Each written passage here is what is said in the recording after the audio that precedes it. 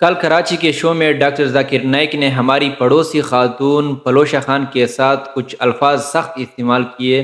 جس پر لوگ اعتراض کر رہے ہیں اور کہتے ہیں کہ ڈاکٹر ذاکر نائک کو ایک خاتون کے ساتھ ایسے سخت الفاظ استعمال کرنے نہیں چاہیے تھے۔ اور اعتراض بھی وہی لوگ کرتے ہیں جو اسلامی تعلیمات سے دور ہیں، اسلام کو نہیں سمجھتے ہیں اور لا علم ہیں، حالانکہ دوسرے حصے کو نہیں دیکھتے ہیں کہ ایک خاتون نے ڈاکٹر ذاکر نائک کے ساتھ کون سا سوال کیا۔ اچھا چلیے ٹھیک ہے، سوال تو کرنا چاہیے۔ حضور اکرم صلی اللہ علیہ وسلم کا فرمان مبارک ہے کہ السوال نصف العلم، سوال نصف علم ہے، آدھا علم ہے۔ جب اس کا جواب دیا جاتا ہے تو یہ مکمل علم بن جاتا ہے۔ سوال تو کرنا چاہیے، لیکن پھر سوال کرنا، پھر اپنی غلطی پر ڈٹا رہنا، یہ سب سے بڑی بیوقوفی ہے۔ اس خاتون نے سوال کیا کہ ڈاکٹر صاحب میرا سوال یہ ہے کہ ہمارا معاشرہ یعنی جس شہر میں میں رہتی ہوں لیکی مروت، وہاں پر بڑا اسلام کا قانون ہے، پکے مسلمان ہیں، نماز کو کسی صورت میں نہیں چھوڑتے ہیں، روزہ زکوٰۃ حج کو کسی صورت میں نہیں چھوڑتے ہیں، اور یہی میں بھی کہتا ہوں کہ پٹھان دین کے اسلام کے بڑے پکے ہوتے ہیں اور بڑے پکے مسلمان ہیں۔ اور اس خاتون نے مزید کہا کہ یہ تو پکے مسلمان ہیں، لیکن ایک بڑی خامی ہے ہمارے قوم میں، ہمارے شہر میں، وہ یہ ہے کہ جنسی عمل یعنی لڑکوں کا لڑکوں کے ساتھ زیادتی کرنا، بدفعلی کرنا، لوتی عمل جس کو کہا جاتا ہے، جس عام الفاظ میں سمجھتے ہیں لونڈے بازی آسان الفاظ میں ہے، جس کو یہ کہا جاتا ہے کہ یہ عمل بہت زیادہ ہے اور اس پر علماء بالکل خاموش ہے، علماء کچھ نہیں کہتے ہیں۔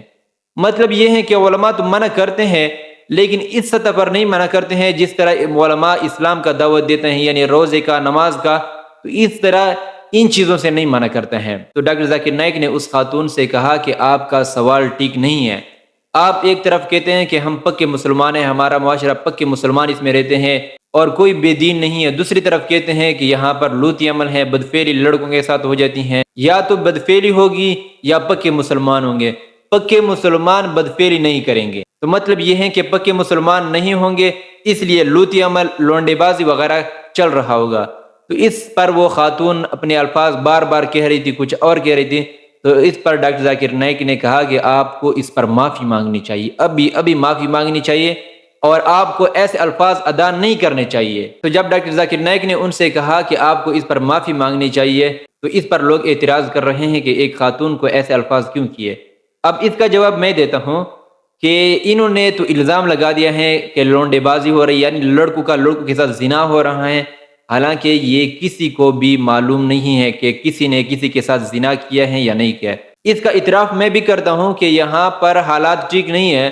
ایک خوبصورت لڑکا، بیریش لڑکا کوئی بھی دیکھ لے تو لڑکے اس کے پیچھے لگ جاتے ہیں، تو اس کا اعتراف میں بھی کرتا ہوں کہ یہ غلط کام ہے، لیکن اس کا اعتراف میں نہیں کر سکتا ہوں کہ زنا ہوتے ہیں، اس کا مجھے بالکل معلومات نہیں ہے۔ اللہ تعالیٰ نے قرآن مجید میں ارشاد فرمایا ہے کہ جب بھی آپ کسی پر بہتان لگاؤ، الزام لگاؤ زنا کا، تو 3 گواہوں کا ہونا ضروری ہے، پھر 3 بھی بالغ بھی ہو، عاقل بھی ہو، مسلمان بھی ہو، عادل بھی ہو۔ اگر بالغ ہیں، عاقل ہیں، مسلمان ہیں، عادل نہیں ہے، جھوٹ بولنے والا ہے، تو اس کی گواہی معتبر نہیں ہوگی۔ اچھا چلے ٹھیک ہے، 3 گواہ آپ کو مل گئے، لیکن اگر وہ 3 گواہ اس طریقے پر ہوئے کہ 2 کا فیصلہ کچھ اور تھا، تیسرے کا فیصلہ کچھ اور تھا، تو اس صورت میں بھی آپ یہ نہیں کہہ سکتے ہو کہ انہوں نے زنا کیا ہے، زنا کا حد ان پر جاری نہیں کر سکتے ہو۔ اللہ تعالیٰ نے اتنے سخت شرائط رکھے ہیں، اور اتنے سخت شرائط ہمارے فائدے کے لیے رکھے ہیں، ہمارے نقصان کے لیے نہیں رکھے ہیں۔ اللہ تعالیٰ چاہتا ہے کہ زمین میں فساد نہ ہو۔ اگر اس طرح سزا رکھے کہ اگر کسی شخص نے کسی پر بہتان لگا دیا، الزام لگا دیا اور اس کو زنا کا سزا دیا جائے،